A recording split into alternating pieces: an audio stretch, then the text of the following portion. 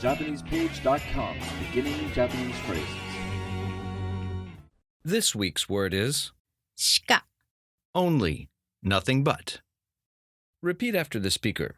shika, shika, shika.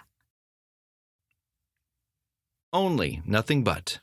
This is used with a negative verb. Example sentence. 私は猫を一匹しか飼っていません。I only have one cat.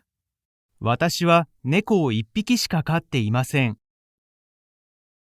私は猫を一匹しか飼っていません。